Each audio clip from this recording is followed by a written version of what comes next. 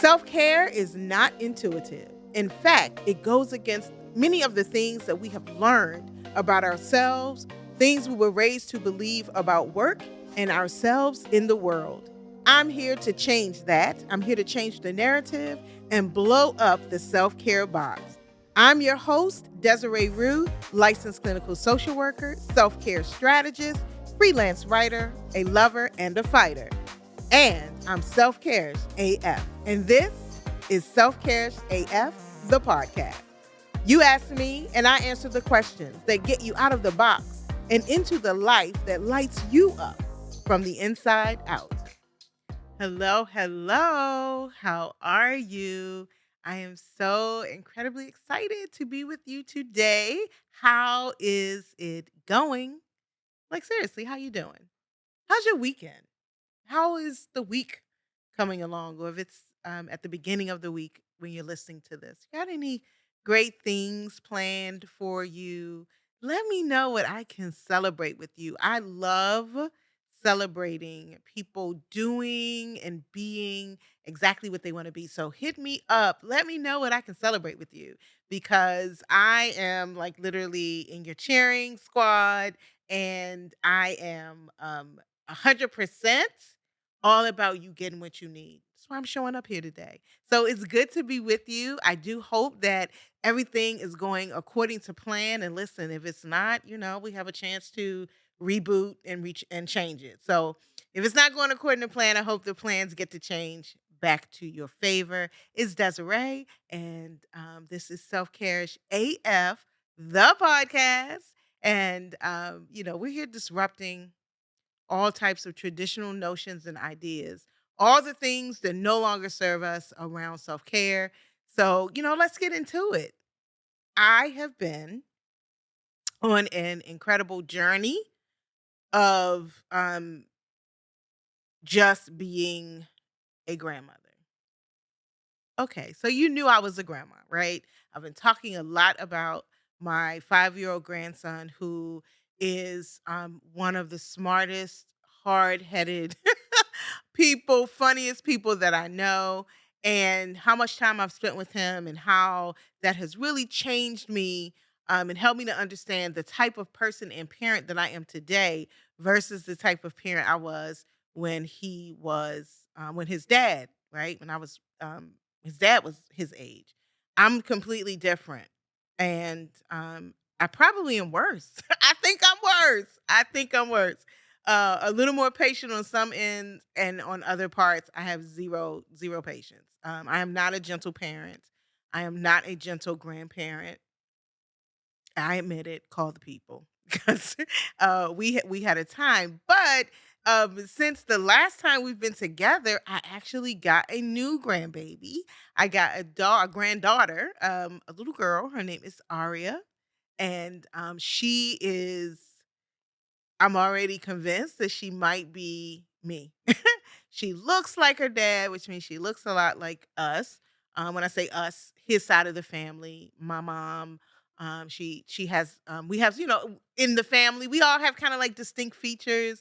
And in our family, our eyes is one in which nose, coloring, all of those things. And so she looks like our side of the family, and she's 1 month old, and she's already, to me, doing all the things I fully expect her to be driving when I see her again next month, or at least have written a book. By the time I see her again, she's already showing up to be that type of young lady. And so I've just been had the privilege of spending about 3 weeks with my grandson and his sister, and that's probably the longest I've spent with them alone and with their parents since the 5-year-old's been in the world. And I really have emerged a different person, one in which I recognize where my limits are, and I also recognize all the things that I really enjoy about my life, how I've crafted my life in this time of the empty nest and being a single woman and a woman over 50. And so all of those things, I've learned so much in these last 3 weeks. I'm happy to be talking to someone who is not arguing with me, who is not asking Alexa to confirm the things that I'm saying, who is not begging for McDonald's, who I do not have to pretend that I didn't hear them say what I know they said, all those things. I'm so happy to be talking to you today. But I've learned so much in that journey was very much needed, and it was appreciated. And even through that, I've evolved as a person. So, um, thank you for being here and engaging in this adult conversation with me. Because when I tell you I needed it today, you are absolutely my self care. So, thank you for that. But I've been on a great journey. And again, I really want to celebrate what you've been doing. So, hit me up. Email me or reach out to me, and let me know what I can celebrate with you around you. I've been doing a lot of work individually with people. I've been doing some coaching, and I just completed the first installment of my new course, Recharge and Thrive. And it was a 5-week course, which will be starting up again in another 2 weeks or so. I will share more about that on another episode. In fact, we're going to have a whole episode dedicated to this course, so you wanna be on the lookout for it, and then I'll let you know how you can, become a part of it, how you can have access to it. But in this course, we go through really uncovering what the individual barriers are to self-care. We talk a little neuroscience, and then we go into creating the blueprint for sustainable self-care, right? And so my student reached out to me. We've been done with class now for a couple of weeks, and she reached out to me. She sent me an email, and she had to share how she completely did something different at work, that she was met with she was having a conversation, and she had established some boundaries. Is something that she developed in the class. She had established some boundaries, and on day one, back to work, after establishing the boundaries, someone pushed against them, and her response was different this time. And she was very excited. She said, "I know that this is everything to do with all that I've learned in the course." She said, "It felt funny at first, but I was really serious about sticking to what I said and creating the boundary in the process. And it felt amazing afterwards." Like, she was so excited. And I was so excited because I'm like, "Yes, I'm telling you, this works." The traditional things that we understand about what self-care is, it's really a little limited because self-care is so many things. So that's kind of what I want to talk about today, is that creating those boundaries for yourself and it being different. So I don't have a question. I haven't gotten a question to answer, but I just wanted to share some observations that I've been noticing with people that I've been working with, and just in general in life, and just talking with, my friends and family, and sometimes strangers. And I say strangers because I think I got a sign on my head that says I'm a licensed clinical social worker. So I want to talk to everybody all the time. Even when my mouth is closed and my eyes are closed, apparently the sign is always saying open, open, open. So people are always talking to me, no matter where I am. So even in those conversations, I've observed a few things. So I just want to share them with you and maybe even ask you a question. Hmm. Let's see where this goes. So one of the things that I wanted to talk about in my observations, when we talk about boundaries, one of the things that I notice a lot when I am talking with people who are really trying to come to an understanding about their self care and how to really incorporate it without the guilt, is their the commonality of putting more value in the other person's response or need than you put into the value of your own. And that's not anything you didn't know. But I would say, ask you this question. When someone asks you to do something, when someone asks you to do something, is your first thought, or one of your first thoughts, if I don't do it, they're going to be upset with me, or they're going to think this about me, or they're not going to be happy? Is that like your first thought about the person's response to your answer? Because if it is, right, or their question is the your first thought, they're going to be their reaction when you're trying to decide whether or not to do it or whether or not you want it.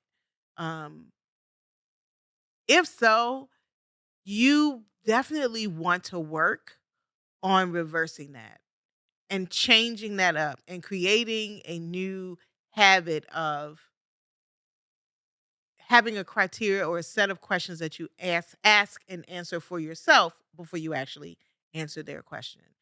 So this is what I mean. Someone asks you a question, will you, can you, do you want, will you do this? The very first thing that should come into your mind should be, do I have time? Do I want to? Do I have capacity? Do I? All the I questions should be answered first before you think about their feelings about your response. And why do I say that? Because oftentimes we put the value in the other person. I don't want them to feel like I don't care. I don't want them to think I don't want to, or I don't like them, or I'm not going to be helpful. I don't want them. I don't want them. I don't want them. And that encourages you to make a decision against what you want. When the value to every question has to be, the biggest value has to come from you. Is it something I can do? Is it something I want to do? And if it's not something I want to do right now, is it something I want to do later? Or do I want to do parts of it? Those are the questions that you should answer for yourself before you answer anyone else. And what I notice is that people who struggle with self-care struggle with answering that question for themselves first. They literally struggle with it. They wrestle with, well, I don't want them to think this. Well, I'm supposed to do that. For them, they put the value on the other person. It's just an observation I've been noticing. And I've been wanting to ask. So I'm going to ask you this question too. When you have two glasses in front of you, you have someone else's glass and you have yours.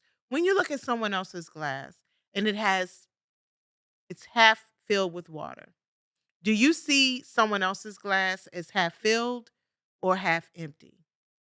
And to that end, when you look at your own glass, how do you see that glass? Do you see your glass half full or half empty?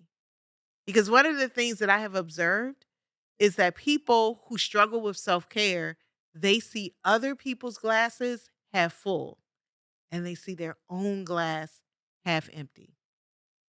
In other words, they can see it for someone else. They can give someone else the thing that they need to fill their glass up because they see their glass half full. So let me say yes to you. Let me give you the time that you need. Let me do everything that I can to help you fill your glass up because you deserve that. But then when it comes to their own glass, they see it half empty. They see no way to fill it up. They only see it going away.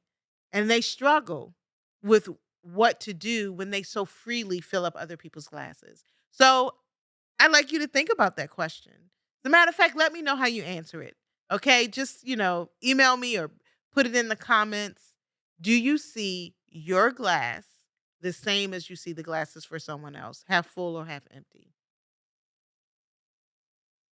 Because I bet you, if you're struggling with self care, the answer may be different. And if you see everybody's glass half full, yours and someone else's, but for you, it's so much easier to help someone else fill theirs up, that's something that you got to ask yourself then why? Why is it that I can help them fill their glass, but I can't take those same strategies, that same energy, and that same thought to filling up my own? What's different about your glass? So these are the things that when we talk about self care, they we're not just again, and I will say this over and over again. In fact, if you've listened to just about every episode so far, you've probably heard me say this at least, I don't know, 1,000 times. We're not fighting just against time and money. We are also fighting against our ideals about what we deserve versus how we help other people. Sometimes we're waiting on other people to fill our glasses up because that's what we think. Everybody is responsible for you fill up other people's, and so you're waiting for someone to fill yours. When the reality is, you're really the only person who can fill your glass. If your glass is half empty, it doesn't matter how much I pour into it, it will never fill itself up. But when you pour into your own glass, it fills quickly. And then whatever I add to it, it doesn't complete it, it just adds to it. In fact, sometimes it may overflow it. An overabundance of joy, an overabundance of energy, an overabundance of support and fun because the glass was already full. Oh my gosh, that's amazing. Let's do that. Right? But consistently pouring into a glass that is never being filled from the beginning pretty much does not do anything to the level. So, I've been observing that and just in conversations that I find that the people who have a more of a negative view toward the world can spot all of the negative things before they can spot the positive things are people who typically struggle with self-care for themselves. So what do I mean when I say that? Well, we know we're in this election season, and in the last episode or one of our episodes this season, I talked about how self-care and politics do mix. And in that, so we've been getting a lot of information coming from everywhere. We've from the television, from media, from our friends, from social media. Everybody has an opinion and a thought, and this is the time when people are really showing up in what they think. And so what I've noticed is that those people who are able to look at the same event. And however, one person may be focused on one part and the other person is focused on completely all the negative things that they saw about it, are people who tend to have that negative uh, landscape. They have a negative view. And so that shows up in how they treat themselves. Because if you can't see positive things, even if in a space where you don't agree, but you still can't you can always pick out the things that are wrong, that's the same thing you're doing within yourself. That it limits your ability to see the things in your own life that are right because you are so focused on always being able to pick the things out that are wrong. Just my observation. So when I talk to people and I can tell that they have a propensity toward the negative, it gives me insight into the fact that that's the part those are the things that they see first in the world. So they probably see those things first within themselves. So again, no questions to be answered today, just some observations cuz I've been moving around. I've been around a lot of people, so I've been seeing a lot of different things. So just some observations. Are you one of those people? Can you look at something and find the thing that is wrong first? And most times too, we can find the things that are wrong first in others as a way to not have to look at what's wrong with us. Sometimes we use that as a bit of a coping mechanism or what we like to call in the profession of social work or um, clinical work, counseling, therapy. It's a defense mechanism.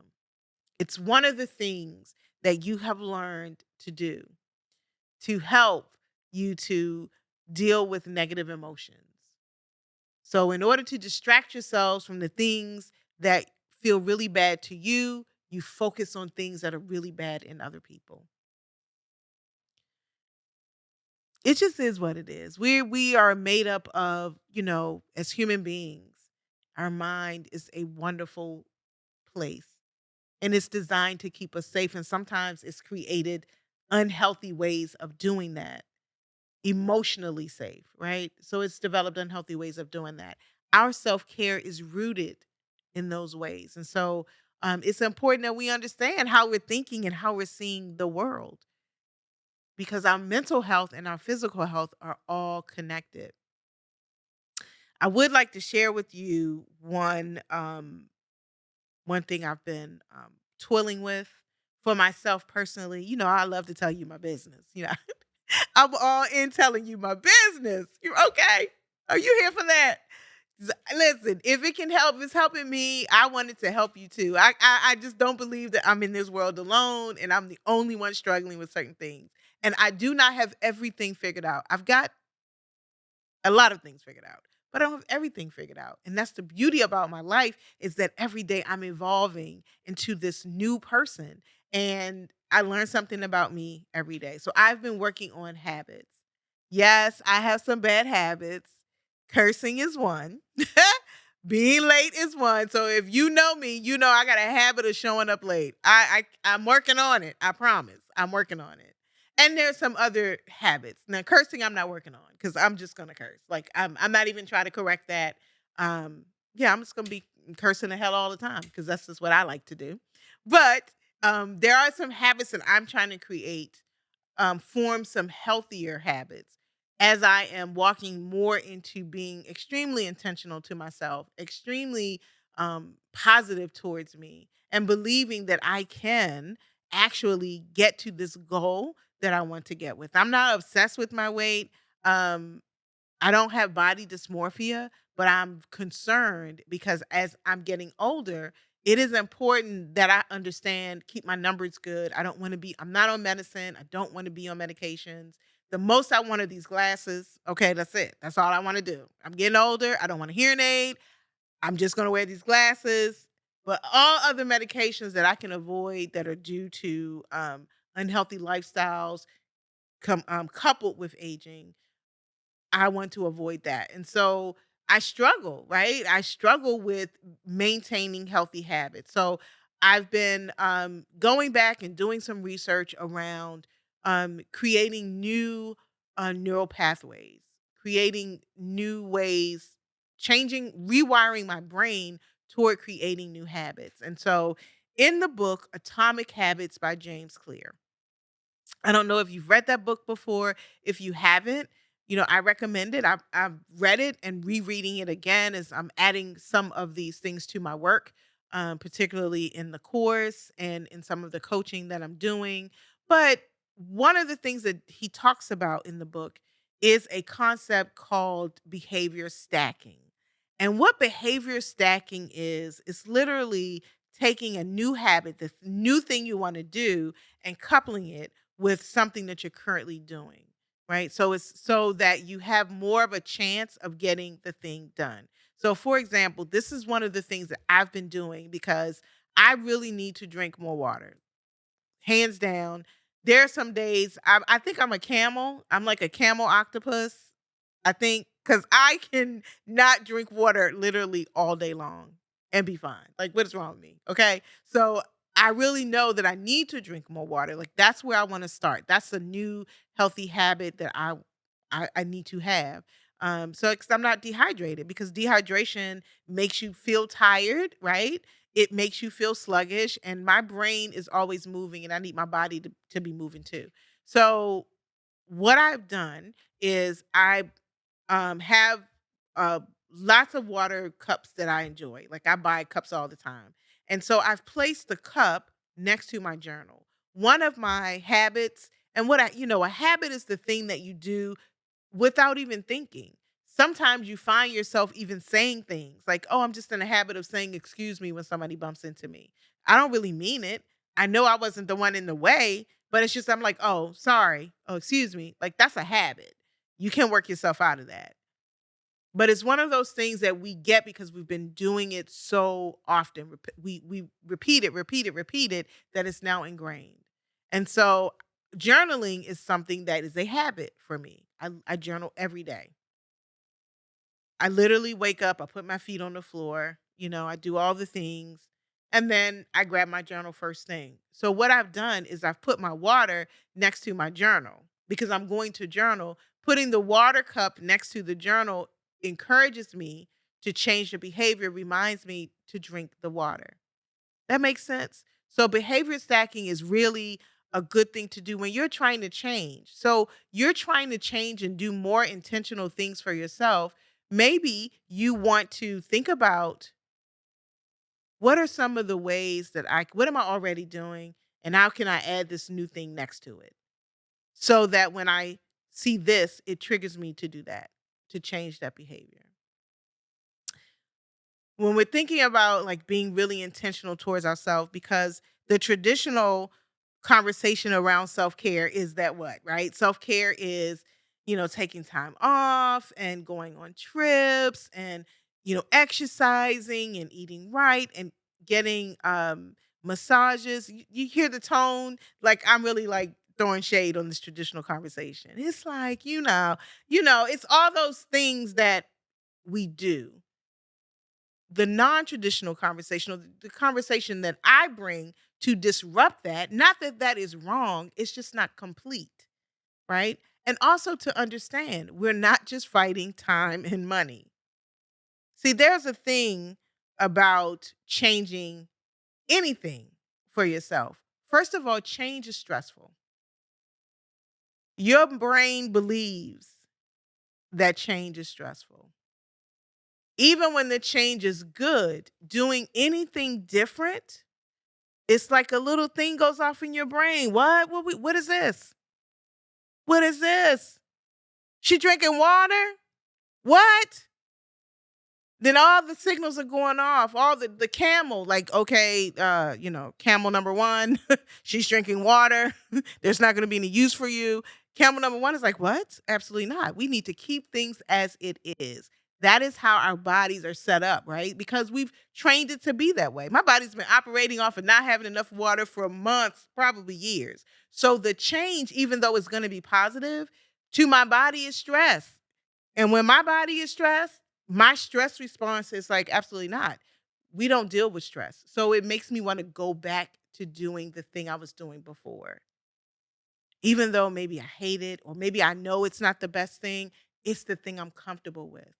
Oftentimes we're doing things or not doing things for ourselves because it's the thing that we're comfortable with. And the change challenges that. So you have to push past that initial feeling. The more that you begin to do the healthier thing or the change, the positive change that you want for yourself, the more your body becomes comfortable with it. You are trying to change healthy habits around eating, but your body is used to operating at the enormous amounts of sugar and processed foods. It's yet to know how to live comfortably eating whole foods, less calories. So when you present that change initially, it's fighting. It's putting all the cravings in your mind, trying to remember how we like donuts. Remember, we like donuts. Remember soda? Yes, in and out. Okay, that's my brain. Well, it does it, right? Because now I'm presenting it with this new thing. We're gonna eat healthy, we're gonna get rid of some stuff. And until my body knows that it's okay, it initially believes that it's not. And your body is the same. So when you're trying to make new habits, set new boundaries, you're trying to do new things, your body thinks that you're doing something bad to it because you're presenting a change. And it's only until your mind catches up with the great feeling that accomplishment gives, that probably some of those physical changes those changes that will improve you, medically and physically, until everything catches up, you have to continue to push. The more you push, the more your body gets used to it. The more your body gets used to it, the more of a habit it becomes. When it becomes a habit, you begin to do it. When you get in the habit of checking in with yourself first before answering a request for your time, your money, your space, the more that you do it, the more it will become the very first things that you do. It will become a habit. See how I tied all that back around to self care? Because self care, again, is what? More than time and money. Self care is about any and everything that you do for you. Intentional, positive, encouraging, pouring into your own cup. So this is what I want you to do this week. Well, first, I want you to tell me what I can celebrate with you. That's what I want you to do first. What can I celebrate? Hit me up and let me know. And second, I want you to do a bit of an experiment. I want you to imagine two glasses, and I want you to put your name on one glass in your imagination. It's like a really nice glass. It's frosted and it's got like your favorite color with your name, however you want it, cursive, you want it, large capital letters, your glass. And then I want you to imagine another glass. And I want you to imagine that glass with different people's names on it. Maybe your spouse's name, your partner, your children, your coworkers, your siblings, your friends. You have as many other glasses as you want. And I want you to imagine that both of them have the same amount of water in them. And then I want you to look at the other person's glass first. And I want you to ask yourself, do I see this glass half full or half empty for them? And then I want you to look at your glass and I want you to ask yourself the same question. And I don't want you to stop until you have looked at the glasses of many of the people in your circle, the people that you are um, connected to in some way, shape, or form. And I just want you to experiment. I want you to see, I want you to test how you see other people's glasses as connected to yours, how you see your own. And then from there, however you see your own glass, because for some people, you may see your glass is full in comparison to theirs, you may see theirs half empty or vice versa. So I want you to look at your glass and then anytime you do not see your glass as half full, I want you to think why. And listen, if you see your glass half empty because you see your glass as is half empty, how can you fill it up? Half empty isn't always we usually use that analogy for negative and positive. And some people say, I see it half full, which motivates me to fill it up. If that is your story, if that's how you see half empty as a motivator, but how do I get to put more things in?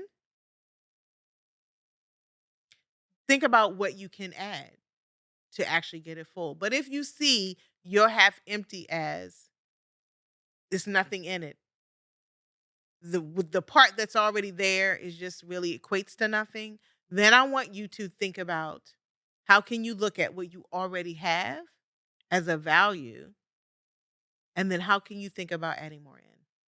Because the goal is always for you to fill your cup. Always. Always. And then you take that full cup in the world and everything else that's poured into it, it's just more. It's just more. I don't know about you.